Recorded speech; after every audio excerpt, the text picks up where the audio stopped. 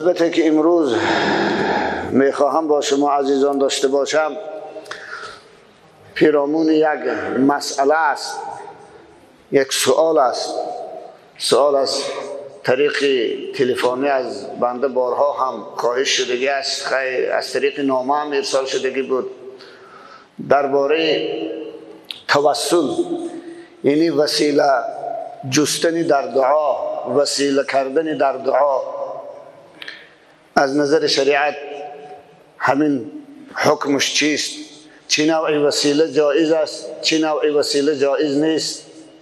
حتی یکی از برادران طریق تلفن با ما گفت وقتی که ما سر یک خاک عزیز می رویم یا ولی می رویم و با روح او مراجعت میکنیم که تو از خداوند دعا بکن، تو از خداوند دعا بکن، تو از خداوند طلب بکن که فلان حاجت ما برآورده شود. همین نوع دعا، همین نوع استمداد، این اصلا میگویند همین نوع توسل هم خیلی گفته می شود. آیا از نظر شریعت جایز است یا جایز نیست؟ خوب مجبور شدم به خاطر پاسخ گفتن به این مسائل و همه جهتهاش، همه مثلا جوانب این مسئله را با اون قدرتی که در اختیار داشتم، با استفاده البته از کتاب ها، از گفته ها و فتواهای فقها و بزرگا، تصمیم گرفتم که روز این مسئله را برای شما عزیزان روشن بکنم که خصوصا برای اونهایی که مزار پرست هستند، قبوری هستند، شیخای مزار هستند. خلاصه برای اونها این مسئله خیلی مهم و ضرور است. از این خاطر امروز صحبت ما انشاءالله پیرامون این مسئله خلاصه میکنیم. خب اولا به پاسخ این برادر که طلب دعا کردن از مرده، از کسی که فوتیده است، از قید حیات رفته است، از او طلب دعا کردن آیا از نظر شریعت جایز است یا نه؟ عین همین مسئله را محمد عمر سربازی رحمت الله علیه در کتاب منبع العلومش ذکر نموده است و این یک نوع استمدادم ذکرش کرده است. ثانیشان چند نوع استمداد که بعضی اونها از انواع وسیله هستند بیان فرموده میارد. استمداد یعنی تاجیکش مدد پرسیدن، کمک و یاری خواستن از اولیایی که اهل قبورن، یعنی در قبرستانن، در حیات نیستن. البته از زنده استمداد ولی میگویم باقی ندارد. از آدم زنده شما مدد میپرسید، کمک میپرسید، اعانت میپرسید یا دعا طلب میکنید، اینجای بحث نیست. اما وقتی که یک شخصی که از این دنیا رحلت کرده است، در عالم برزخ است، شما مدد و کمک طلب میکنید، این جای بحث است. ایشون در فتواشون میارن این استمداد از اهل قبور 3 صورت دارد میگوید. صورت اول همین است که از همان صاحب قبر به ذات او استمداد میخواهد، یعنی صاحب قبر گویا که صاحب قدرت و صاحب علم مستقل میداند و بی واسطه از خود او کمک میجوید. میگوید ای فلانی، ای عزیز خدا، اسمش میگیرد بهاءالدین اسمین یا اینکه مولانا یعقوب چرخی اسمین، بی واسطه صداش میکند که به بیمار من شفا ببخش، یا فلان حاجت مرا برآورده گران، یا فلان مشکلات مرا سهل و آسان بگردان. حضرت چی میگوید؟ این نزد تمام فقها شرک و نارواست. این نوع مددجویی از اهل قبر، از صاحب قبر، در نزد تمام فقها و ائمه مذاهب و همه مذاهب اهل سنت شرک و کفر است. اگر کسی بی واسطه از صاحب قبر استعانت طلب کند، مدد طلب کند، بدون اینکه او را وسیله بگوید، نه از خودش بی واسطه، او رو صاحب علم و صاحب قدرت مستقل داند، خدا را گذارد و از او طلب کند کمک و مددش را، یا شفا میخواهد یا دفع بلا میخواهد، بداند یقینا او از ایمان خارج شدگی است، از دین خارج شدگی است. این عمل شرک و کفر و در شریعت ناروا و ناجایز است. همه فتواها و همه مذاهب در حکمش این است. این هم مذهب ما نیست. صورت دویم صورت است که برادر ما میگوید به همون صاحب قبر خطاب میکنه: ای فلانی، مثلا ای مولانا، از خدا بخواه که فلان کار مرا برآورده گرداند. یعنی او رو واسطه میکند، از او طلب دعا میکند که او به درگاه خدا، روح او به درگاه خدا برای این دعا طلب بکند. میگوید ای فلانی از خدا بخواه تا حاجت مرا برآورده گرداند. حضرت چی میگوید؟ محمد عمری سربازی این نوع دعا را در سر گور، یا این نوع استمداد، یا این نوع توسل، میگوید این صورت مسئله مبنی بر مسئله سماع موتاست. یعنی این صورت مسئله صحیح و ناصحیح بودن و جائز و ناجائز بودن و روا و ناروا بودنش وابستگی دارد به مسئله شنیدن مرده ها کلام زنده ها را. و وقتی که در سر قبر ما زیارت قبور میرویم، با اهل قبور صحبت میکنیم، اونها صحبت ما رو میشنوند یا نمیشنوند. این مسئله در مذهب خودمون مختلف فیه هست. در مذهب خودمون دیگه مذهب ها رو حالا میگذاریم. در مذهب ما در این مسئله 3 قول است. یک قول اصلا نمیشنوند میگوید که مذهب جمهور هم همین است، دیگه مذهب هم همین قول هستند. و محققین مذهب ما هم به همین قول قائل هستند که مرده ها صدای زنده ها را نمیشنوند. با آیت قرآنی دلیل میکنند که در قرآن پروردگار میگوید که تو مرده ها را نمیتوانی، انک لا تسمع الموتى، تو قدرت شنوانیدنی بر مرده های پیغمبر حرفت خود کلام خود نداری. به همین استدلال میکنن. خیلی با چند دلیل های دیگر است، اینجا بحثی دلیلاشو نمیکنیم ما. قول دوم در همین است که میشنوند، اهل قبور صدای زنده ها رو میشنوند. این قول دومی از علمای مذهب ما است. اینا دلیل میکنن همون حدیث قلیب بدر که پیغمبر خدا با جسد مشرکا در چاه بدر صحبت میکردن. حضرت عمر گفتن یا رسول الله اینا فوتیده هستن، با اینا چی گپ میزنی؟ حضرت فرمودن که اینها حرفهای مرا خوبتر از شما میفهمن و درک میکنن. گفتن این حدیث دلیل میکنن. قول سوم همین است که بعضی کلام میشنوند، بعضی کلام نمیشنوند. بعضی کلام زنده ها را اهل قبور میشنوند، بعضی کلامش، یعنی کلام میشنوند همون کلام را که سلام میگویم السلام علیکم اهل دیار المسلمین، گفته وقت سلام ما رو میشنوند، از زیارتمان آگاه میشوند، اما صحبتی را که زیاده از این است نمیشنوند. خلاص 3 قول است. ثانی حضرت بعد چی میگوید؟ پس کسانی که به سماع موتی قائلند این را روا میدانند. یعنی کدام فقهایی که به شنیدن مرده ها قائل است که مرده ها صدای زنده ها رو میشنوند، این نوع توسل، این نوع استمداد جایز میدانند که ای فلانی از خدا بخواه تا حاجت من برآورده گرداند. اما نزد کسانی که منکر سماع شنیدن مرده ها هستند این ناروا هست. این عمل، این نوع دعا، این نوع استمداد و توسل ناجایز و ناروا هست. و حضرت چی میگوید خوشم؟ نزد احقر در این زمانه این هم صحیح نیست. خصوصا مگر نزد من محمد عمری سربازی این نوع دعا در سر گور یا این نوع توسل در سر قبر جایز نیست. این چنین محمد تقی عثمانی هم در فتح الملحم شان میارن برای آن این نوعی استمداد جایز میگه لانه لم یثبت مثل هذا التوسل الا بالاحیا فیختص جوازه بالاحیا. این نوع وسیله جویی که از دعای صاحب قبر گویا اینکه وسیله میکنید از خدا طلب میکنید، دعای صاحب قبر گویا شما وسیله میکنید، واسطه میکنید، از خدا مطلبتان و طلب دارید. این نوع دعا میگم مخصوص فقط به زنده هاست، در حق زنده ها ثابت هست.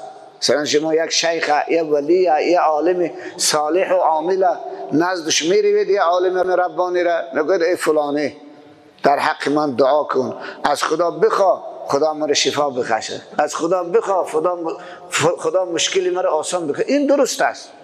از ولی زنده این نوع استمداد، این نوع توسل که گویا دعای او را شما وسیله میکنید به سوی پروردگار، به وسیله دعای او، به واسطه دعای او مطلبتان از خدا میخواهید. برای زنده ها درست، اما برای اهل قبور محمد تقی عثمانی هم گفته است جایز نیست. بنابر خاطر همین بهترش این نوع دعا رو در سر قبر ترک بکنیم. سیوم نوع دعا میکند الهی به حرمت فلان بنده‌ات یا به برکت فلان بنده‌ات. این طریقته حرمت و برکت، حق نه، حال حق و جاه او را لاحظه میگیم، بعضی ها به حق فلان بنده‌ات یا به جاه فلان بنده‌ات میگه، این مسئله باز حکمش دیگر است. میگوید به حرمت فلان بنده‌ات ای خدا، با خدا مناجات میکند، نه با صاحب قبر. به صاحب قبر خطاب نمیکند، فقط صاحب قبر وسیله قرار میدهد، واسطه بین خودش و خدا. میگوید ای خدا به حرمت این بنده‌ات که در حقش گمانی نیک داریم که بنده صالح تو است، یا به برکت این بنده‌ات مقصود مرا برآورده گردان، یا بیماری مرا شفا بده، یا حاجت مرا یا مشکل مرا آسان بگردان. این نوع دعا محمد عمر سربازی گفته است به اتفاق فقها جایز است، اینش جایز است. خوب، اکنون درباره وسیله توسل، اصلا کلمه وسیله چیست؟ توسل این اسم مصدر است به معنای وسیله جستن. کلمه وسیله خودش در زبان عربی معناهای متفاوتی دارد. یه معناش به معنای نزدیک شدن که این معنای مصدریش است که خدا قرآن میگه طلب کنید به سوی خدا وسیله را. بسیاری مفسرها وسیله را به معنای چی؟ به معنای قربت تفسیر میکنن، یعنی نزدیک شدن، نزدیکی جستن به خدا را طلب بکنید. بعضیا اینجا وسیله را به معنای مثلا چی؟ به معنای واسطه هم، به معنای اون چیزهایی که در بین بنده و بین خدا میانجی میشوند در دعا، به این هم مثلا چی تفسیر کردگی هستم.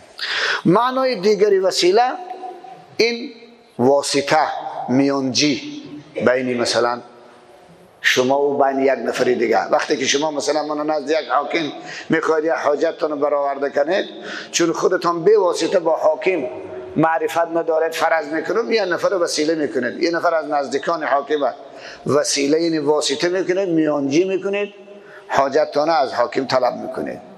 این معنای دوم وسیله است. سوم معنای وسیله به معنای درجه، به معنای مرتبه. خب در دعا وقتی که مثلا ما یه چیز وسیله میکنیم یا یک شخص یا یک ذات وسیله میکنیم، این صورت کلمه وسیله به چی معنا استفاده میشود؟ به همون دو معنای اخیر استفاده میشه، یا به معنای واسطه میانجی، یا به معنای شخصی که صاحب قرب و منزلت و مرتبت است. البته هر انسانی که در پیشگاه پروردگار دارای قرب و مرتبت و منزلت داشته باشد، او مشمولی به همون اندازه درجه است، مشمول رحمت خدا می شود، رحمت خدا شامل حالش می شود. پس شما وقتی که او رو در دعا وسیله می کنید، گویا همون رحمتی را که از جانب خدا به اندازه قرب و منزلتش به این بنده نصیب شده است، همون رحمت خدا رو وسیله می کنید. بعد همون رحمت وقتی میگه خدا به حرمت فلان بنده که ما در حقش گمان خیر داریم که این بنده از دوستان توست به خاطر ایمان و عمل صالحش که داشت و در نزد تو قرب و منزلت دارد، و هر بنده که در پیشگاه تو ای خدا قرب و منزلت دارد مشمول رحمت تو است، به اندازه و درجه قرب و منزلتش او صاحب رحمت می شود، شامل رحمت تو می شود. ای خدا به وسیله همین بنده با حرمت یا به برکت همین بنده دعای مرا مستجاب کن، یا حاجتی مرا برآورده گردان، یا بیماری مرا شفاته. معنای وسیله کردن ذات یا شخصی در دعا دیگر همین است، تفسیر وسیله کردن. خوب، اکنون وسیله در دعا، وسیله کردن در دعا یا توسل در دعا صورتهای مختلف دارد. تقریبا 5 صورت وسیله را بزرگا در کتابا جمع آوری کردن که از این صورتها چند صورتش متفق علیه هست که همه بر جوازیتش، بر درستیش اتفاق دارن. تمام علما، تمام مجتهدین، تمام ائمه، اعم از اهل سنت و الجماعت و اهل تشیع دیگه مذهب. و بعضی وسیله های است، توسل های است که مختلف فیه هست، در اونها اختلاف شدگی است. البته با هست اون توسل هایی که الان من گفتم اونها مردود هستند. وقتی که به واسطه از صاحب قبر، او رو اصلا توسل نمیگن، او رو استعانت و استمداد میگن. وقتی که از صاحب قبر شما به واسطه حاجتتان طلب بکنید، او دیگه توسل نیست، او استمداد و استعانت است که این گفتیم کفر و شرک است. خب اول توسل های متفق علیه به شما ذکر میکنیم. یکی از توسل های متفق علیه، بنابراین کوشش بکنید در دعاها شما همون وسیله هایی که اتفاقی است همونش استفاده برید، زیرا که او از اختلاف دور است. هرچی از اختلاف دور باشد انشاءالله مقبول تر است. یکی از وسیله های در دعا که متفق علیه هست، این وسیله کردن اسماء حسنای الهی یا صفات علیای پروردگار. یعنی اسماء الحسنا را، نامهای خدا را، صفات خدا را وسیله میکنیم و دعا میکنیم. این از جمله اون وسیله هایی است که تمام علمای اسلام و مذاهب اسلامی اتفاق دارند که حتی این با نص قرآن ثابت شدگی است. مشروعیتش، جوازیتش با نص قرآن ثابت شده. پروردگار میگه استعیذ بالله ولله الاسماء الحسنى فادعوه بها. خدا میگه که من نامهای نکو، نامهای خوب زیادی دارم، شما وقتی که مرا میخوانید به وسیله اسمهام، به وسیله نامهام بخوانید و دعا بکنید. بنابراین میگه یا فتاح افتح لنا هذا، این خدایی که کشاینده درهای بسته است، این در بسته رو به روی من باز کرد. یا رزاق ارزق، ای پروردگاری که روزی دهنده هستی به من روزی بده. یا اینکه لفظ یا الله هم میگیریم. الله این اسم است، علم است که جامع تمام مستجمع تمام نامهای الهی است. همه اسماء الحسنا رو در بر میگیرد. الله، یا الله فلان کاری مرا برآورده کن، یا الله فلان بیماری من شفاته. یا اینکه به حق میگی خدا به حق اسماء حسنا هست، یا به حق اسم اعظمت که اسم اعظم در بین همین نامها که نامهای پروردگار 100 تاش خوب با روایت صحیح ثابت شده است. در یک روایت غیر از اینم خوب با نامهای دیگری با دیگر روایت هم ثابت شده است. بنابراین نامهای پروردگار در 100 محدود نیست، بلکه زیاده از 100 هم هست، لیکن 100 نامش مشهور است که پیغمبر خدا گفتن این 100 نام کسی اگر حفظ کند، تکرار کند، خیلی ثواب بزرگ دارد. میتونید شما همین نامها رو به صورت عموم نام بگیرید. خدا به حرمت اسماء و صفات حسنات، خاصه به حرمت اسم اعظمت، یعنی این بهترین دعا هست، بهترین دعا هست. اسم اعظم پروردگار که کدام است، این هم روایت ها مختلف هم دیگه است، مثل صلات وسطا. خب این یکم دعای وسیله که متفق علیه هست. دوم وسیله که متفق علیه هست، این توسل به ایمان و عمل صالح. یعنی ایمانت و عمل صالحت وسیله میکنی بین خود و بین پروردگار، او رو وسیله میکنی، واسطه قرار میدی، دستاویز میکنی. اینجوری یک معنای وسیله دستاویز هم میشه در فارسی. دستاویز میکنی و از پروردگار مطلب تو میخواهی که من خداوند در قرآن میفرماید استعیذ بالله در حق مؤمنان میگه الذين يقولون ربنا اننا آمنا فاغفر لنا ذنوبنا وقنا عذاب النار. خدا میگه مؤمن ها وقتی دعا میکنن هم تو دعا میکنن ربنا اننا آمنا، ای خدا ما ایمان آوردیم، ما اهل ایمان هستیم، ما ایمان کامل، یقین کامل به هستی و وحدانیت تو و دین و آیین و کتاب و انبیای تو داریم پروردگار. پس به وسیله همین ایمان اغفر لنا ذنوبنا، گناههای ما را بیامرز و ما را از آتش دوزخ نگه دار. فغفر فی بعد ایننا آمنا، لفظ فی تفریعی آمدن همین مفهوم افاده میکند که گویا همینجا شخصی دعا کننده ایمانش وسیله قرار داده است، واسطه قرار داده است برای طلب مغفرت از خدا کردن. این است وسیله کردن ایمان در دعا. و برای عمل صالح مثلا نمازتان رو میتونید وسیله کنید، روزه رو میتونید وسیله کنید، صدقات و خیراتتان رو وسیله میکنید. خدا به حرمت همین نمازی که من خواندم، یا به حرمت همین عبادتی که انجام دادم، یا به حرمت همین عمل صالحی که من انجام دادم، ای خدا فلان حاجت منو برآورده گردان. اینم از جمله وسیله های متفق علیه هست، همه بر این اتفاق دارد، کسی این را ناجایز نمیداند. در این باب یه حدیثی هست، حدیثی متفق علیه هست، حدیث اصحاب الغار میگویند، چون که قصه اصحاب الکهف در قرآن است، با یک قصه دیگری در سنت است با اسم قصه اصحاب الغار. اینا چی قصه دارن؟ اینا 30 نفر بودن، میگن 3 نفر برادر، 3 نفر دوست، برای جستجوی رزق روزی میگه صحرا برآمدن، کوهسار برآمدن، شاخا به قصد شکار برآمدن، خلاصه برای جستن رزق روزی. باران شد، هوا با رعد و برق میگه باران سخت شد، بنابراین از زیر باران میگه فرار کردن، داخل یک غار در آمدن. یک غار در همون میگه کوهسار بود، داخل غار پناه بردن تا اینکه از باران ایمن بمونن.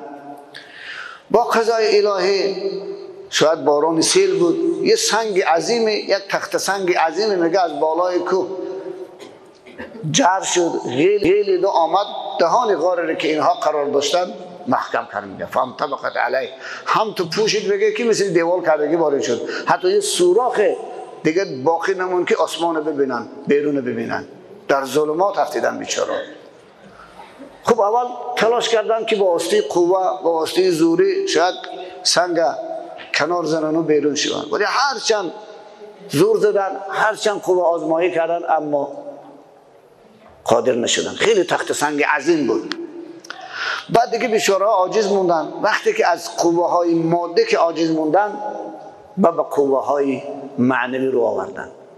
بسانه یکیش گفت انظروا اعمالا عملتموها صالحة لله فادعوا الله تعالی بها لعل الله ان یفرجها عنکم.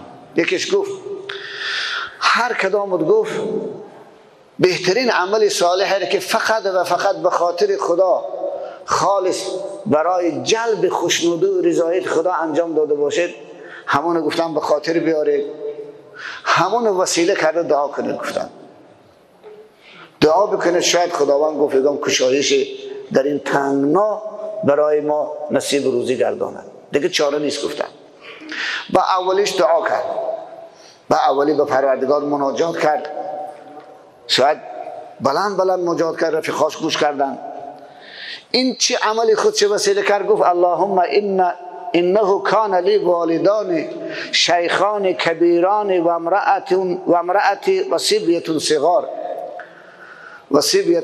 گفت پروردگار تو میدانی من یه پدر و مادر سال خورده کلان سالی داشتم و زن و بچه هم داشتم، نه که من نسبت این پدر و مادرم احترام فوق العاده داشتم، اونها رو تقدیم میکردم بر زن و بچه هام.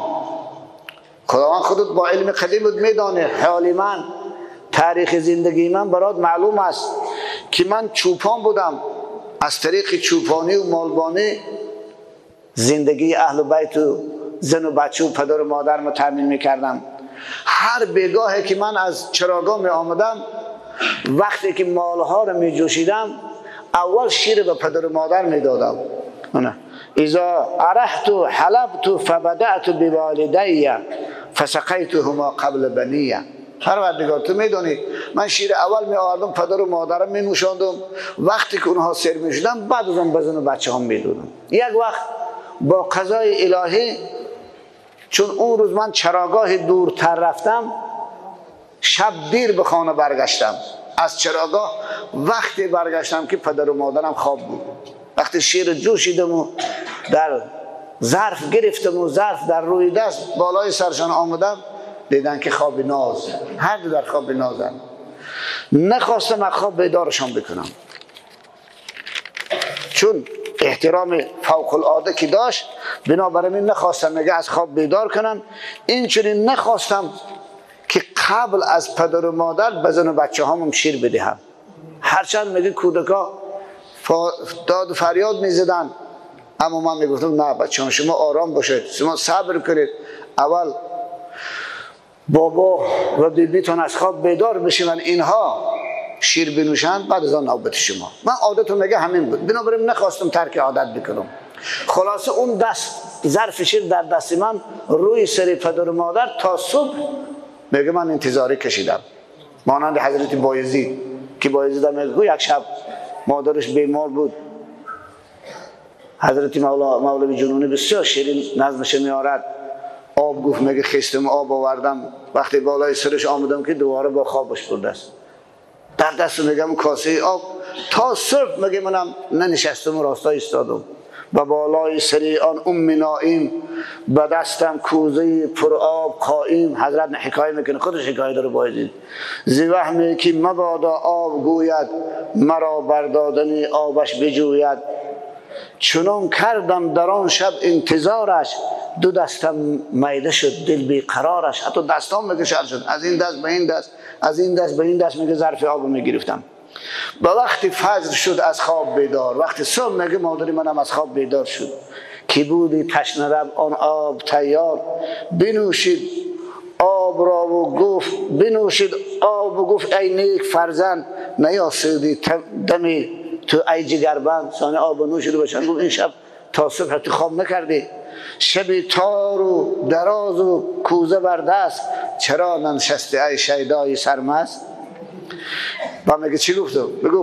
کی گفت از ترس آن که آب گویی اگر غافل شوم هر صبح بجویی. بگو مادر جان مبادا اگر من خواب میرفتم تو از خواب بیدار میشد و آب میگفتی، من شاید خواب سخت نمیفهمیدم فریادهای تو را، دلت میرنجید، اذیت آزار میافتی. ز تأخیرت ملال آید به خاطر، ز تأخیرم ملال آید به خاطر، ز آزارت به جانم میرسد تیر. خلاصه تا صبح میگه منم انتظاری. از این دلجویی مادر سحرگاه کشاده شد دری اسرار الله. و حضرت بایزید شدم میگه بعد به اون آرزویی که داشتم رسیدم. این شخصا این سه نفره که پیغمبر خدا حکایشان دارن در حدیث متفق علیه از امتهای گذشته هستند، ولی اسمشان در تاریخ در روایت ها تصریح نشده است چی نام دارن، مانند اصحاب کهف. اصحاب کهف اسمهاشون معروف است ولی این سه نفر اسمشان نیست. خلاصه میگه منم تا صبح کاسه شیر در دست در روی سری والدینم پدر و مادرم ایستادم. صبح که از خواب بیدار شدن ثانی کاسه شیر به اونها دادم نوشیدم. بعد از اون میگه با زن و بچه هم شیر دادم. ثانی بچه گفت بعد دعا کرد گفت اللهم ان كنت تعلم انی فعلت ذلك ابتغاء وجهك فافرج لنا منها فرجة نرى منها السماء. گفت ای خدا اگر همین عمل من، البته در علم قدیم تو معلوم است که من با چی نیت این احترامی به والدین، حرمتی به پدر و مادر، اگر همین عمل من به خاطر جلب و رضایت و خوشنودی تو باشد، پروردگار به حرمت همین عمل صالح، به وسیله همین عمل صالح یک کشادی برای ما از این غار تاریک ظلمانی نصیب و روزی گردان تا اینکه ما آسمان ببینیم.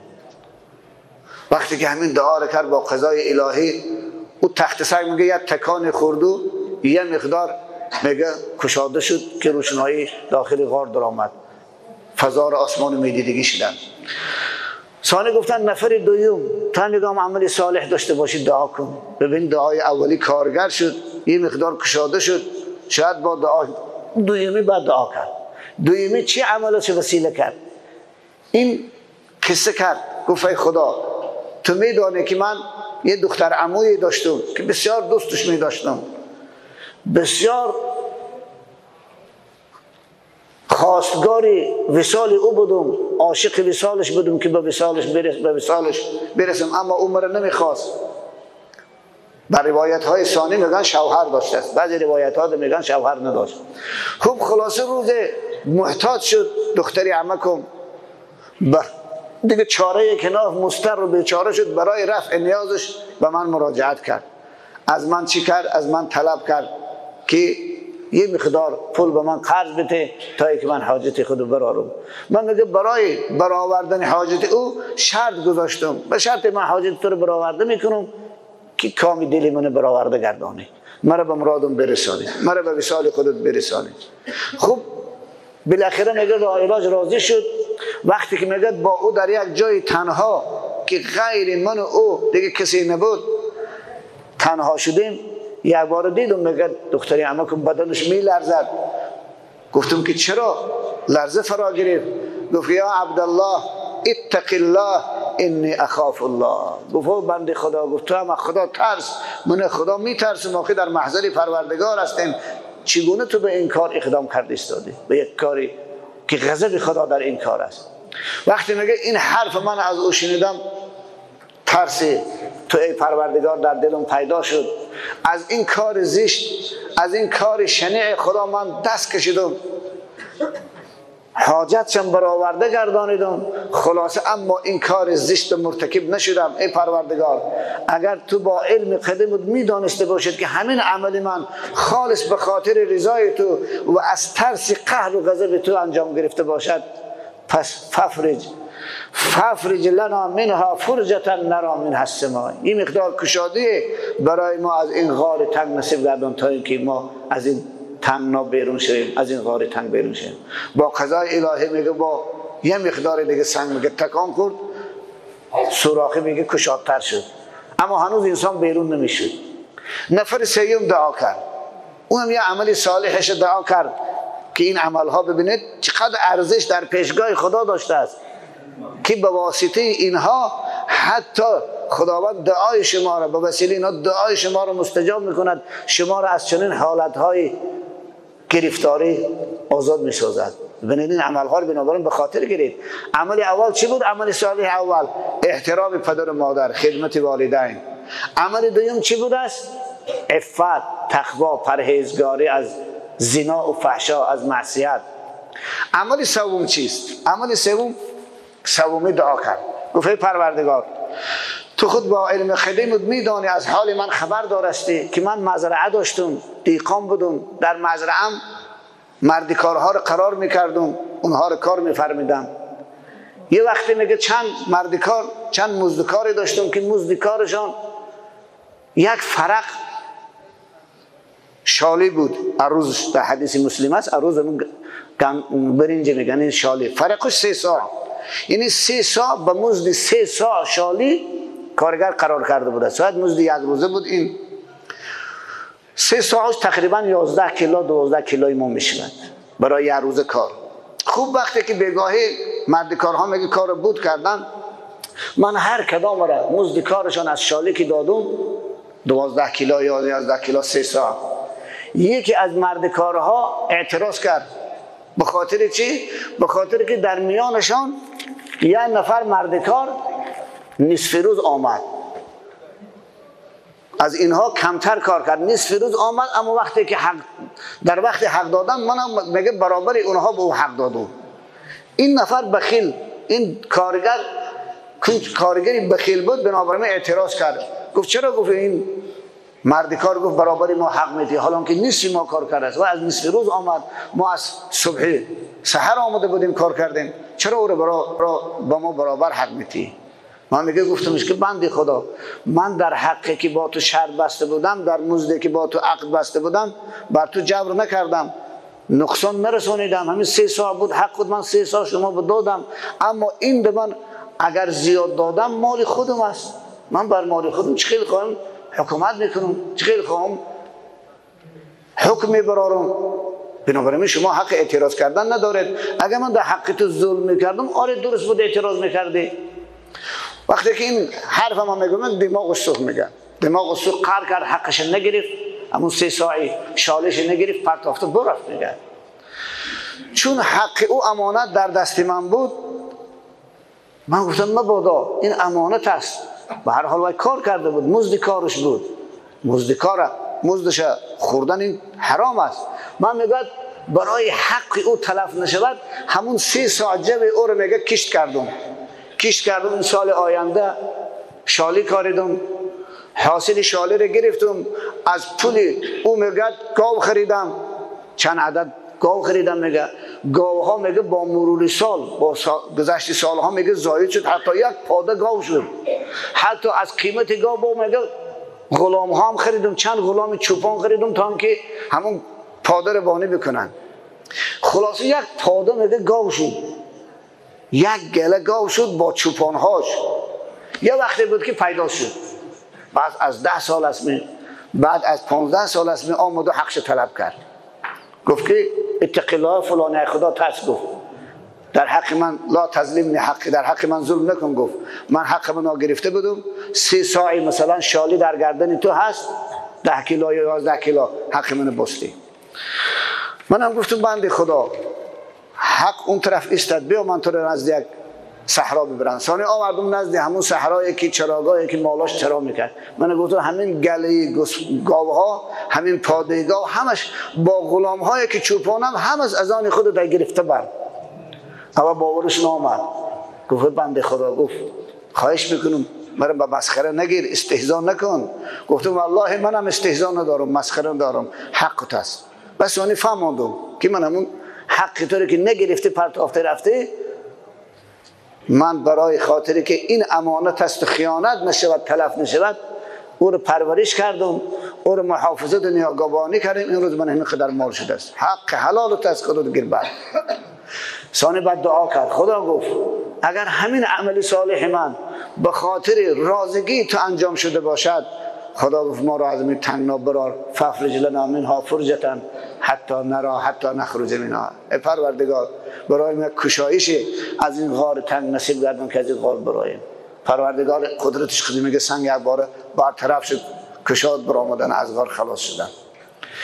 خوب من در این حدیث که حدیث متفق علیه هست، ببینید 3 عمل صالح این بنده های خدا وسیله کردن در دعا، یعنی وسیله کردن، واسطه کردن، یک دستاویزی کردن برای قبول شدن دعاشان به پروردگار. یکی احترام پدر و مادر، دیگر حفظ عفت و تقوا و پرهیز از زنا، سوم حفظ امانت، حفظ امانت مال غیر. ببینید چقدر اینا در پیشگاه خدا ارزش دارد، در پیشگاه خدا قیمت دارد که حتی کوه خداوند به حرمت این عملها چیکار کرد؟ برطرف کرد، آزادشان کرد. خب این حدیث صحیح که پیغمبر خدا از بعد از امتهای گذشته خبر داده است، ولی در معرض ثنا و ستایش اونها رو خداوند پیغمبر خدا با این تعریف دارد. وقتی که تعریف کرد پس معلوم میشد که وسیله کردن عمل صالح در دعا این چی است؟ این جایز است، این مشروع است. نه تنها جایز و مشروع بلکه مسنون است، سنت و مستحب است که در حالت دعا ما یک چیز وسیله کنیم. وابتغوا الیه الوسیله. خدا قرآن میگه ای مؤمن ها شما وقتی که به خدا مراجعت میکنید یه چیزی وسیله کرده مراجعت میکنید. وقتی به خدا دعا میکنید یه چیزی وسیله کرده دعا میکنید که گفتیم این آیه مبارکه را یک معناش مفسران میگن همین است. خوب این دویم نوع وسیله‌ای که گفتیم متفق علیه هست. دیگر وسیله هایی که نزد جمهور اتفاق در دعا برای اونها هست، این دعا خواستن از اولیای زنده، یعنی از اولیای زنده دعا طلب میکنید و دعای اونها رو وسیله میکنید برای قبول شدن دعای خودتان. اینم جایز است، اینم اتفاقی است، کسی برای این اختلاف ندارد. حتی در فتوای، حتی من در علی جمعه در فتاواش از فتوای لجنه عربستان سعودی نقل کرده است که اونها خودشان وهابی هستند. اونها گفتن که توسل به اولیای خدا چند نوع دارد. یکی این که از ولی زنده بخواهد که برای او دعا کند با کشادگی رزق و شفای مرض و هدایت و توفیق، این جایز است. ببینید حتی خود علمای سعودیه امروز دعا جستن از اولیاهای زنده، از بزرگا، از صلحا، از علما، از فضلا را جایز میدونن. بنابراین این بدعت نیست، این هم متفق است، متفقون علیه. چنانه که صحابه از پیغمبر خدا دعا میخواستند، دعا طلب میکردند برای کشایش کارهاشان. خب در این باره خیلی دلیل زیادی هست. دیگر پنجم نوع وسیله، پنجم نوع وسیله که اتفاقی است، این وسیله جستن به محبت اولیاء، خواه زنده باشن خواه مرده. یعنی محبت دوستای خدا رو وسیله میکنیتون. یعنی این هم وسیله جایز است، متفقون علیه است. مثلا میگه خدا به حرمت محبتی که من به همه دوستات دارم، به حضرت مولانا دارم که در حقش گمان نیک داریم، یا به حضرت من فلان عزیز دارم، به حرمت محبت و دوستی که من به اینها دارم، پروردگار همین دعای من پذیرفته گردان. این هم جایز است. محبت خودتان به همون دوستای خدا وسیله میکنه که این از نوع همون عمل صالح است. این از نوع همون وسیله که عمل صالح بودیم از نوع همین است. اینم جایز است. این چهارم نوع توسل. یکم توسل به ایمان، به اسماء حسنا، دوم توسل به ایمان و عمل صالح، سوم توسل به دعا خواستن از اولیای زنده، چهارم توسل به محبت اولیاء، خواه مرده باشن خواه زنده، فرق ندارد. این به حرمت محبتی که من به پیغمبر خدا دارم، به حرمت محبتی که من به مثلا دوستای خدا دارم، همین وسیله میکنی. اینا اتفاقی است. این 4 تا اتفاقی است. اما پنجم نوع وسیله که مختلفون فی هست، توسل به ذات انبیا و اولیاء. یعنی محبت نه، بلکه همون انبیا و اولیاء را، پیغمبرها و دوستای خدا را ذاتش وسیله میکنی. میگه خدایا به حرمت همین عزیزت، یا به حرمت مثلا فلان ولی خدا دعای مرا پذیرفته گردان، حاجت منو برآورده گردان.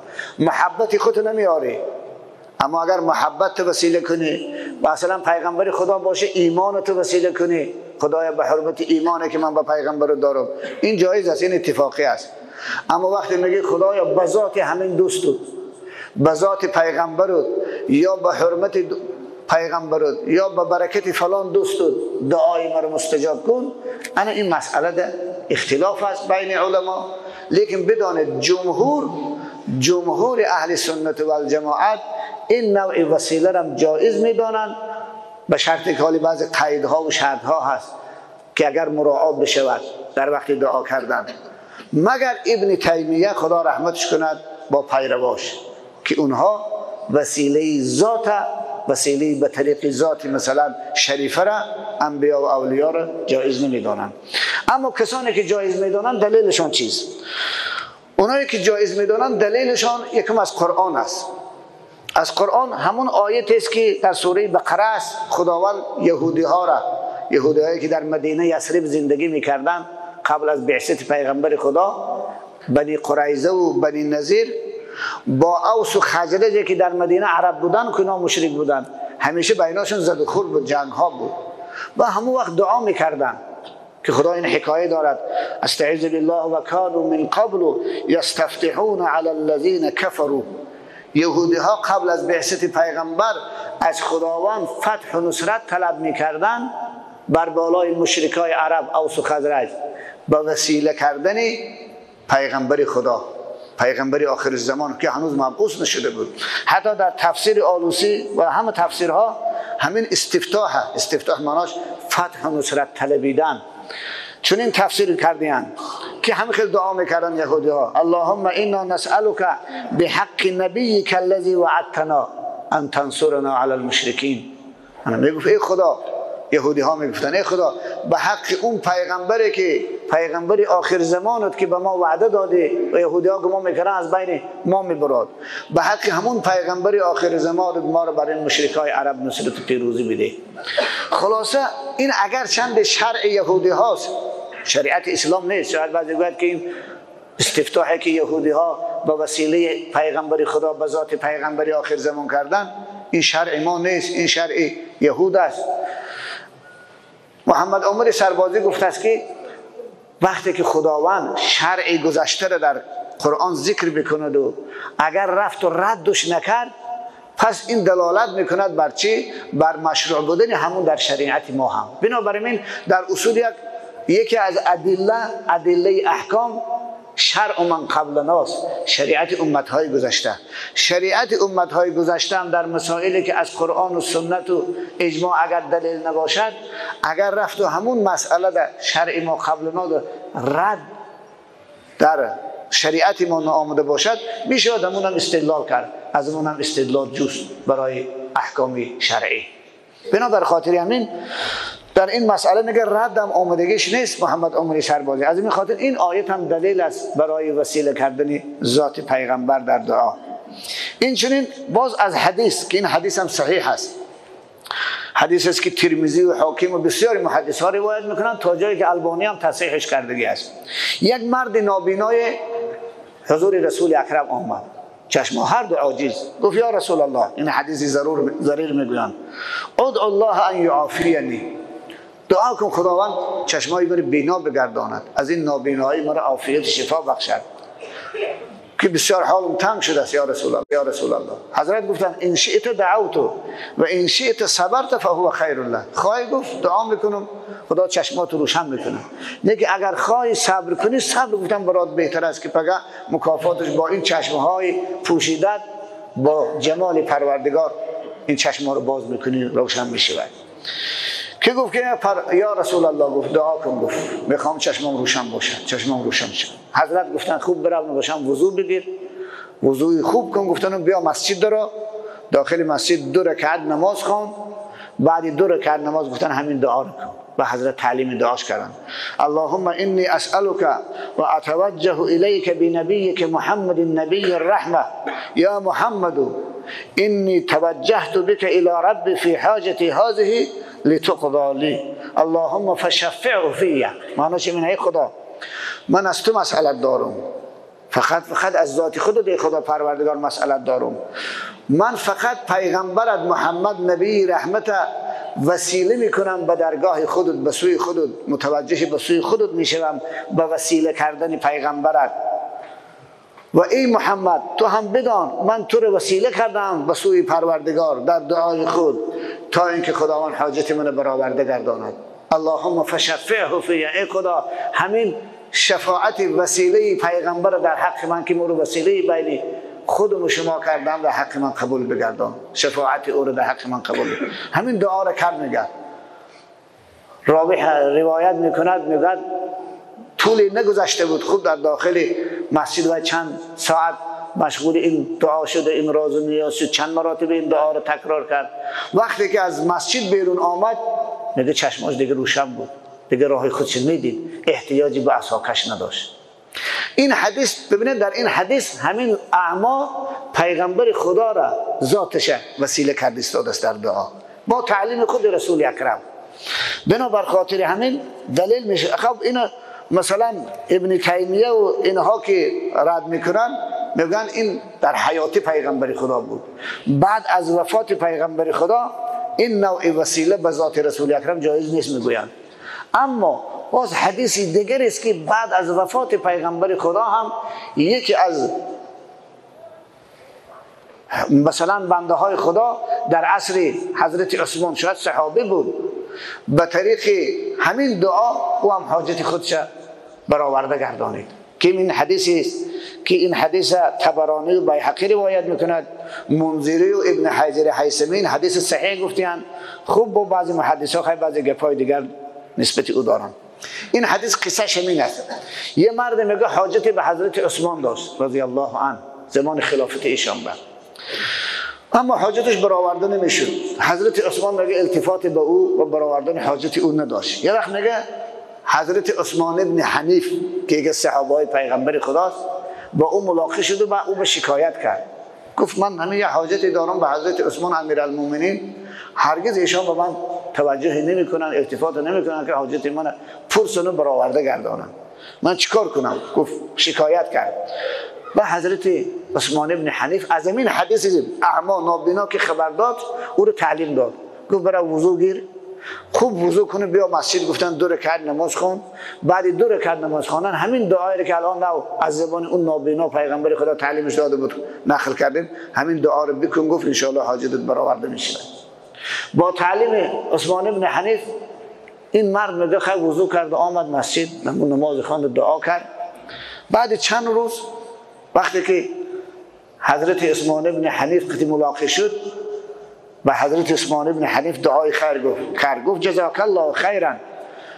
گفت تو را پاداش خیر بده ای عثمان ابن حنیف. ای ابن حنیف گفت زیرا عثمان حاجت من طفیل دلالت شما، او خیال کرد که این کس دلالت کرده است، با سخن رفته دلالت کرده است. طفیل دلالت شما گفت حاجت من برآورده کرد. بس اونی قصه کرد. گفت حضرت دعوت من کرد حضور خودشان به امیرالمومنین، حاجت ما پرسید، با حاجت ما برآورد نگردانید. با حتی وعده داد که من بعد کدام وقتی حاجتت پیدا شود نزد من بیا، من حاجت تو رو برآورده میگردانم. بسیار خوشحال شدم. گفت خدا شما رو پاداش خوب بدهد که دلالت کردید حضرت کاری منو برآورده گردانید. که حضرت عثمان ابن حنیف گفتن که نه بنده خدا، من درباره تو در شأن تو به امیرالمومنین یه حرفم نگفتم، نه دلالت کردم که حاجت تو رو برآورده کردم، بلکه این برکت انا همون دعا هست، همون دعایی که همون تعلیمی که من به تو دادم، برکت تعلیم انا همون دعا هست. بس اون قصه نابینا را عثمان ابن حنیف به این مرد نقل کرد که این دعا را ما برکت شه در حیات رسول اکرم دیدیم که حتی یک مرد نابینا بینا شد. این برکتی همون دعای به حاجت تو برا. از این حدیث هم فهمیده می شود که وسیله کردن ذات پیغمبر بعد از وفاتش هم جایز بوده است. این حدیث به خاطر همین ذکر شد که همیشه بعد وفات رسول اکرم خلاصه این آدم پیغمبر خدا را ذاتش وسیله کردن. خیر خلاصه وقتی ما تنگ شد ایستاده است، حدیث های بسیار در این باره مثلا هست، خصوصا در وسیله کردن ذات پیغمبر خدا بعد از وفاتشان. حتی علی جمعه که یکی از مفتی دیار مصر است در فتواش میگوید که اتفق المذاهب الاربعه، مذاهب چهارگانه نه تنها مذهب ما، اتفاق دارد علی جواز التوسل بالنبی صلی الله علیه و سلم، بل باستحباب ذلك و عدم التفریق بین حیاته و مماته. میگوید هر 4 مذهب اهل سنت اتفاق دارد که جایز است وسیله کردن ذات پیغمبر، بلکه مستحب است وسیله کردن ذات پیغمبر در دعا.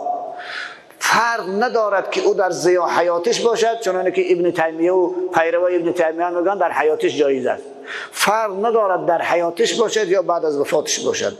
الان هم بعد از وفات شما گوید خدایا به ذات پیغمبرت فلان حاجت مرا برآورده گردان، یا به حرمت پیغمبرت یا به برکت پیغمبرت فلان حاجت مرا برآورده. حتی به حق پیغمبرم فقهای ما اجازه داده هستند. حاضر بشه میبینیم. بعد چی گفت از حضرت علی جمعه میگه ولم یشذ الا ابن تیمیه حیث فرق بین حیاته و بین انتقاله من الدنیا. فقط و فقط میگه ابن تیمیه مخالفت جمهور کردگی است که فرق از گفته است وسیله کردن ذات پیغمبر در دعا در حیاتشان بعد از وفاتشان. بنابراین در حیاتش جایز است، اون حدیث اعما رو بنابراین قبول دارد، اما بعد از وفاتش میگه جایز نیست که این فرق اونها، فرق گذاری اونها میگه دلیل ندارد. خب باز از مثلا افعال مثلا من بزرگان، امام شافعی خودشان من خطیب بغدادی در تاریخشان نقل میکند، ابو بکر ابن خطیب بغدادی از میمون روایت میکند که امام شافعی میگوید من حصول مراد و آرزوهای خود را به توسل امام ابو حنیفه میخواهم و تکمیل میشوند. من کدام وقتی یکم مراد یکم حاصل داشته باشم در دعا میگد امام اعظم و وسیله میکنم به برکت او میگد خداوند دعای من حاصل من برآورده میگردونه. امام شافعی که امام مذهب است ببینید ابو حنیفه را وسیله میکرده است. خوب خود پیغمبر خدا را حتی در یک حدیث که در شرح السنه امام باقری روایت میکند که و مشکات شریف در باب فضل فقرا این حدیث است. پیغمبر خدا عن امیه بن خالد انه کان یستفتح بسعالیک المهاجرین، رسول اکرم حتی گاه وقت فقرای مهاجر وسیله میکردن در دعاشان. خدای میگفتن به حرمت همین فقرای مهاجر ما را بر دشمنانمون نصرت پیروزی ده. این هم دلالت میکند بر چی؟ بر وسیله کردن مثلا چی اولیاء ذاتهای متبرکه در دعا. اما دعا با کلمه حق فلانی و جاه فلانی، این دعا بیشتر در دعای ما مرسوم است. میگوید خدایا به حق فلان عزیزت حاجت ما را برآورده جان، یا خدایا به جاه مثلا چه فلان عزیزت مشکل ما را آسان بگردان. کلمه به حق و به جاهده در این مسئله البته اختلاف است. محمد تقی عثمانی چه گفته است؟ این کلمه به حق فلان، خدایا به حق پیغمبرات، به حق دوستات میگوید. اگر گفته است مراد قائل از این سخن همین باشد که پیغمبرها اولیاها بر ذمه خدا حق واجبه دارند، حق لازمه دارند، بنابراین وقتی که ما وسیله میکنیم حق انبیا را، حق اولیاء را، خدا گویا قرضدار است که دعای ما را قبول میکند. اگر به این عقیده این کلمه به حق اولیاء و انبیا گوید، البته این ضلالت است، این نوع دعا درست نیست. زیرا هیچ کسی بر خدا حق ندارد، حق لازم و واجبه ندارد، بلکه خدا بر ما حق دارد نه ما بر خدا. اما اگر رفتو از کلمه به حق انبیا و اولیاش گفته است این معنا را اراده داشته باشد، گفته باشد که اما این اراده بذلک ان الله بفضل وعده بثواب الصالحین قد جعل له حقا، یعنی خداوند به فضیلت وعده که برای ثواب بنده های صالحش خودش وعده داده است برای اونها حق مقرر کرده است. این اما حق هم خدا خودش مقرر کرده است برای اونها به فضل وعده اش. ان خدا با همون حقی که خودت برای اینها اعطا کرده، خودت برای اینها وعده داده، به حق همین از تو ما مسئله داریم که فلان حاجت ما رو برآورده گردان. اگر به این نیت، به این معنا باشد، معنا صحیح است، دعا هم درست است. خوب بسانه محمد تقی عثمانی چی میگه؟ چون این کلمه به حق فلان و به جاه فلان که دو احتمال دارد، بنابر یک احتمال معنای صحیح دارد دعا درست، بنابر یک احتمال معناش فاسد است دعا نادرست، ناصحیح، دعا جایز نیست. از این خاطر بهترش است میگه کلمه حق در دعا استفاده نکنند، با حرمت فلان با برکت فلان گوام بهتر است. اگرچه کلمه به حق فلان هم جایز میگویم، فقها کتابات هست به اون معنای ثانیه که من گفتم درست است، لیکن چون محل اختلاف است، زیر خود امام اعظم گفته است با امام ابو یوسف کلمه به حق به جاهر وسیله کردنش مکروه میگویند. حتی من در دلور مختار امام حسبکی هم همین مکروه گفته است، به خاطر که چون احتمال یک معنای فاسد هم که دارد. از این موضوع بنابراین دعای شما دور باشد بهتر است. خلاصه در وسیله کردن فقط همین بدانید که مؤثر پروردگار است، معطی پروردگار است، فاعل خداوند است. اون چیزی که خدا شما طلب میکنید خواه برآورده شدن حاجت است، خواه دفع بلا هست، فقط و فقط خدا را بدانید. اون کسی که میگه به حرمت فلانی به برکت فلانی جایز، اینش در نظر ما جایز است. کلمه حرمت و برکت اگر وسیله کنه در دعا، اینش بدون اختلاف در نظر ما جایز است. من محمد اموری سربازی و همه فقها وردگی هستند. وقتی که همین کلمه را استفاده میگه خدایا به حرمت مولانا یا خدایا به برکت فلان عزیزت حاجت مرا برآورده گردان، اعتقادتان همین باشد که پروردگار است مؤثر، پروردگار است اجابت کننده دعای شما، پروردگار است برآورنده حاجت شما. فقط این عزیز خدا رو شما وسیله کردید. به خاطر چی؟ به خاطر اون نیتی که در نسبت این بنده خدا در پیش خدا دارید که صاحب قرب است، صاحب درجه است، صاحب مثلا چه مقام است. البته هر بنده که در پیش خدا صاحب مقام و درجه و مقبول باشد به اندازه درجهش گفتیم رحمت خدا شامل حالش می شود، او مشمول رحمت خدا می شود. پس گویا معناش میشه خدا به همون رحمتی که برای این بنده نصیب کرده ای به وسیله همون رحمت حاجت ما را برآورده گردان. تفسیر وسیله به ذات شریفه، به ذات انبیا و اولیاء محمد عمری سربازی گفته همین است. که همون رحمتی که خدا به اینها نصیب گردانیده است همون شما گویا وسیله میکنید در اصل، بنابراین جایز است. اما از خود مزار باز تکرار میکنم، باز این تذکر میتونم، بی واسطه استعانت و استمداد، این کمک پرسیدن و یاری جستن و شفا طلب کردن، فقط اسم خدا رو تبرکاً ذکر کنی. حالا بعضی هم هست اسم خدا فقط تبرک ذکر میشه بسم الله، اما نگاش میکنی با همون صاحب قبر صحبت دارد، از هوای بی واسطه طلب، اینوش شرک است، اینوش کفر است، اینوش در شریعت جایز نیست. بیچاره او خودش کس نمیدونه باید در چه حالت قرار داده همون صاحب قبر. البته ما گمان خیر نسبت اونها داریم، گمان نیک داریم که اونها نزد خدا صاحب درجات هست، صاحب مقام هستند، لیکن به هر حال باید محتاجش در هر درجه که نباشه محتاج از او به واسطه طلب کردن، شفا پرسیدن شریعت جایز نیست. بنابراین موحد باید فقط در این عالم یه ذات مؤثر بداند، یه ذات فاعل بداند، این پروردگار. برای مزاری ها، برای کسانی که شفا را از مزار میدانند، برای کسانی که شفا را از طبیب و دکتر میدانند، من از خدا یک حکایه تمثیلی سعدی در بستانش دارد که کدام وقتی گفته بودم. میگه یکی روستایی سقط شد خرش، علم کرد بر تاک بستان سرش.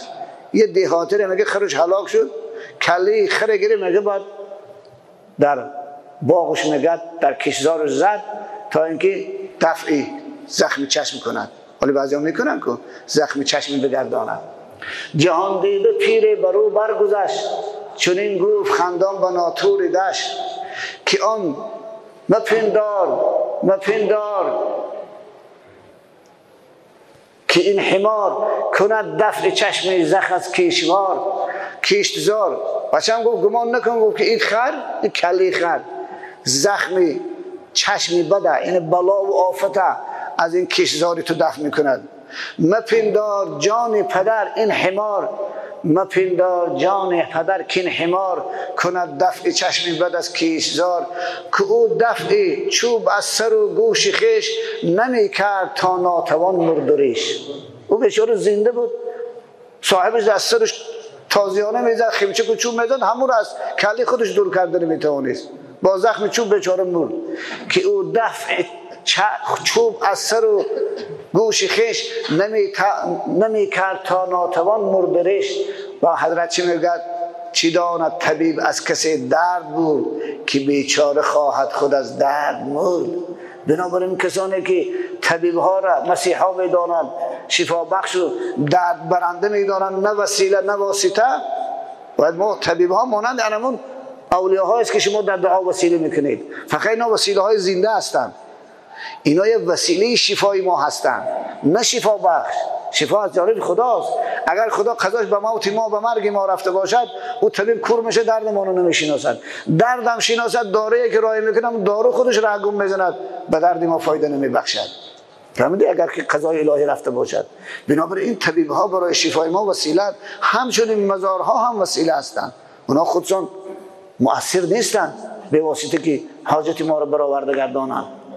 چی داند طبیب از کسی درد بود، که بیچاره خواهد خود از درد مرد.